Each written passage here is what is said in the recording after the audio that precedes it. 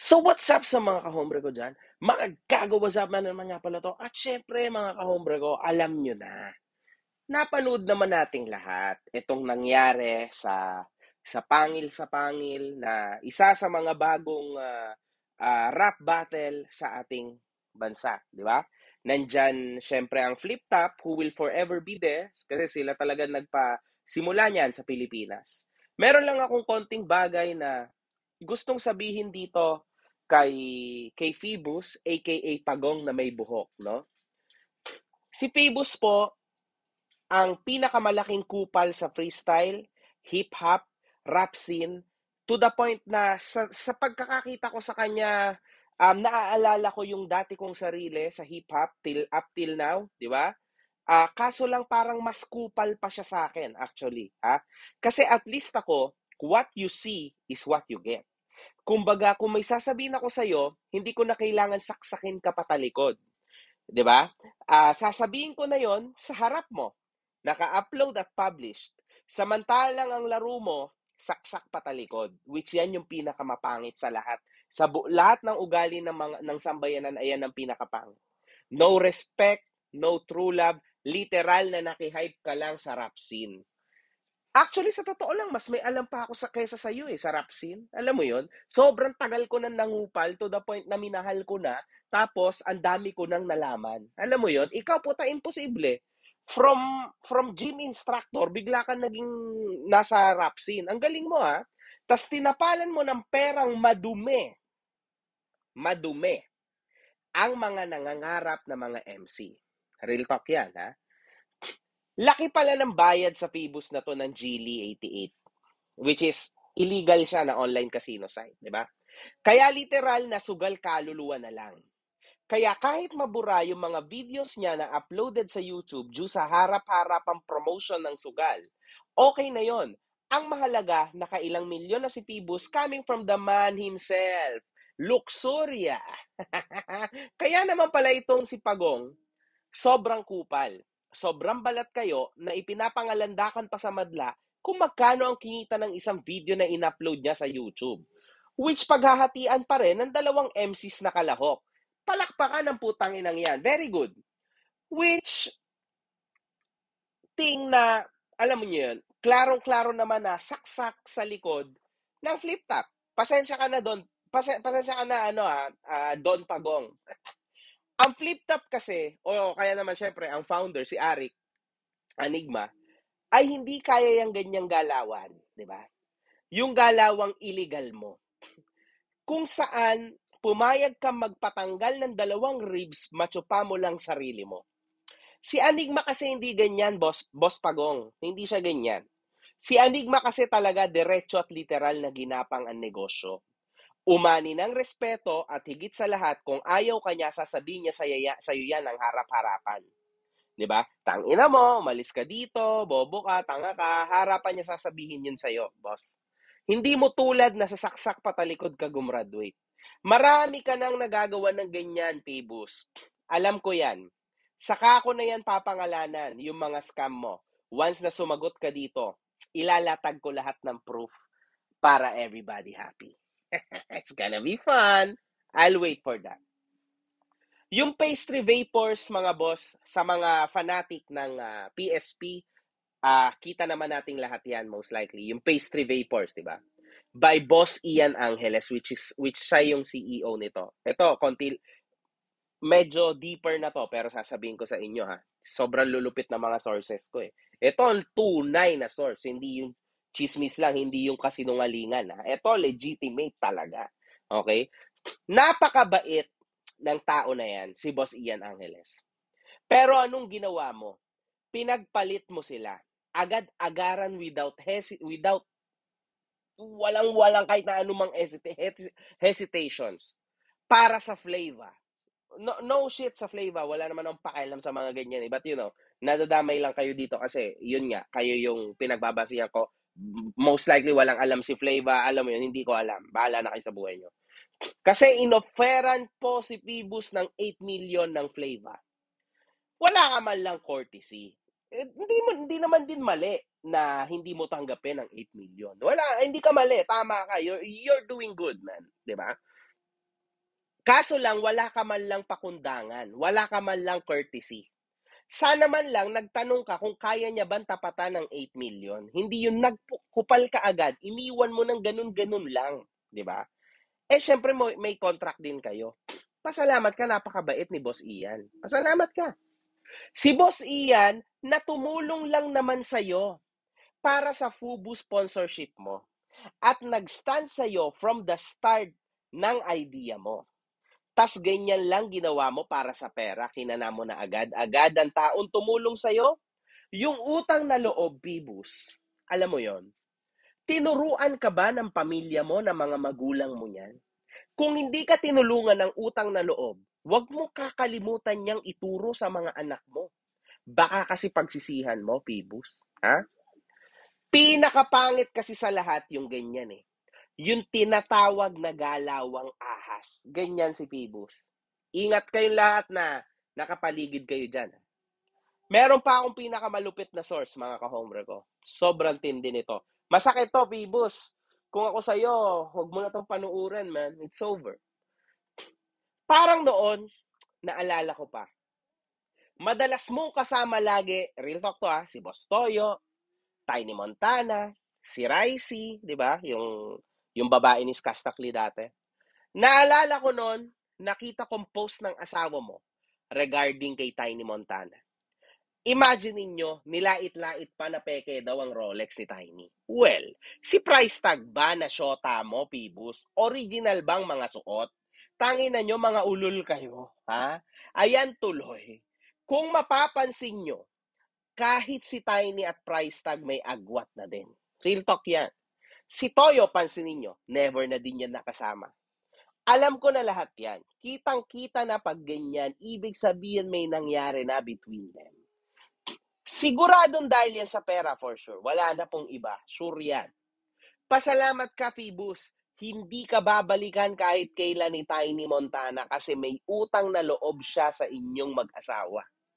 Dahil nung na-COVID siya, kayo nag-ayos sa kanya. Well, utang na loob yun. Tulad ko kay Badang. Malaki ang utang na loob ko kay Badang. So kahit mali si Badang, for me hindi siya mali, man. Kung nasa baba ang mahal kong kaibigan, parehas kami nasa baba.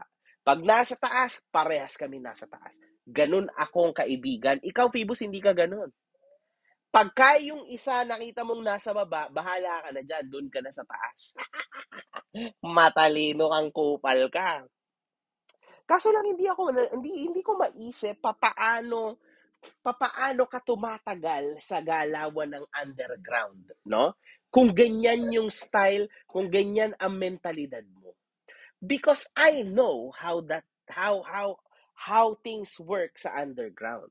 Usually yan, may sinusunod ka na sitwasyon eh. Gets mo? Hindi siya ABCD.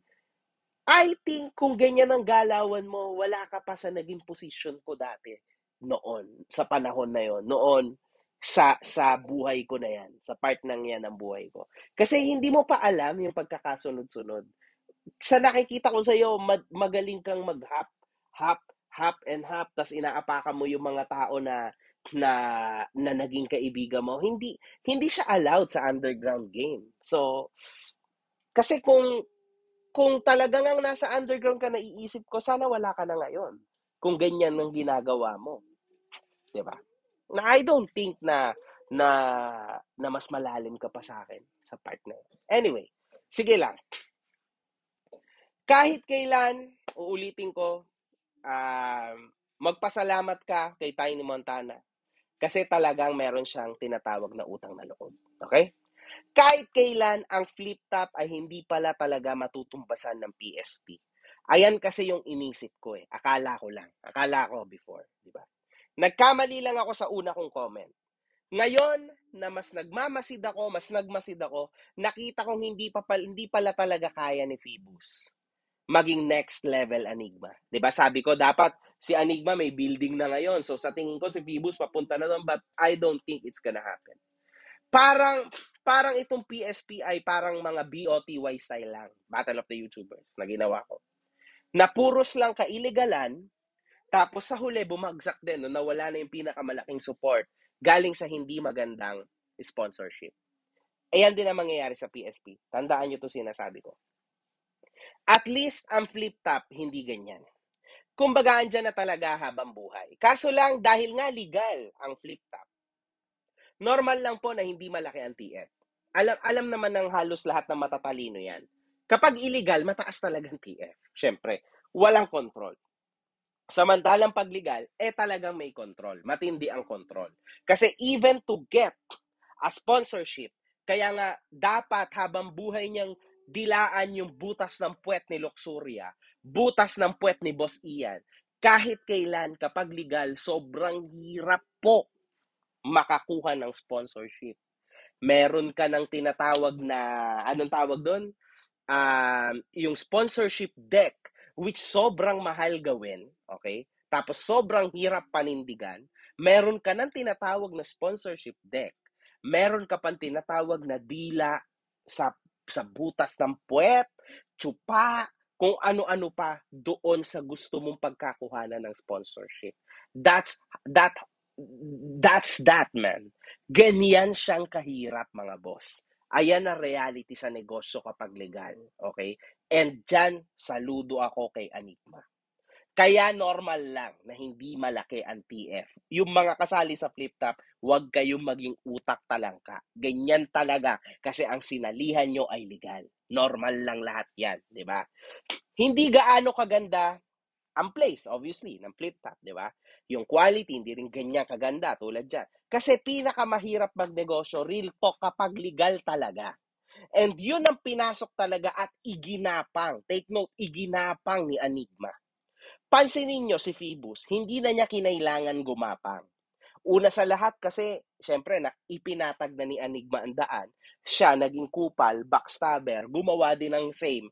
At syempre, yung binuo ni Enigma, kinuha niya sa mas malaking presyo, ginamit niya yung illegal. Magaling to, man. Isipin nyo, bro, mga tol, yung ilang taong pinondo ni Enigma, binigay niya yung buhay niya, ginapang niya, tinarantado lang siya ng isang tulad ni Phoebus na sobrang illegal. Crazy, man. Ang crazy niyan, sa totoo lang, di ba? Sa totoo lang, pag chinek nyo ang illegal dito sa ating bansa, baka mas mauuna pang magtago ito si Phoebus kaysa sa akin. Kasi sobrang dami niya ring nagawang mga hocus-pocus, which thing, pupuntahan pa natin yan soon. Huwag muna ngayon kasi wala pa naman siyang nagagawang mali sa akin. Okay, huwag muna ngayon. Kailangan, ayoko na rin pating magsalita ng mga cheche, bureche lang na kalokohan. No, no, no, no. We want things clear. Hindi na tulad noon na basta na lang makatira. Hindi ganon, man. Now it's real. Now it's heavy. Real talk lang. Okay, wala nang ibang kalokohan, man. Wala nang iba. Anyway, inuulit ko sa inyo, mga boss. Ganito yan eh. Kapag ikaw, Phoebus, tulad ng sinasabi sa'yo ng beach mo na si Price Tag, di ba? Binayaran mo ang mga judges, di ba? So, dapat, hinayaan mo, kaya ka nga rin naglagay ng judges, hinayaan mo dapat sila na magdesisyon. Kaya sila ang judge. Ngayon, naging tanga ka, sabi ng beach mo na si Price Tag, tanga ka. Bakit mo inako ang responsibility at ikaw na mismo nagdesisyon? Yan tuloy. Ang dami tuloy na nainis sa'yo, ang dami tuloy na sitwasyon na ma-open sa'yo ngayon sa buong buhay regarding sa life mo. Kung paano ka nakarating dyan. When you could have just stayed as you are, iyan yung mali mo.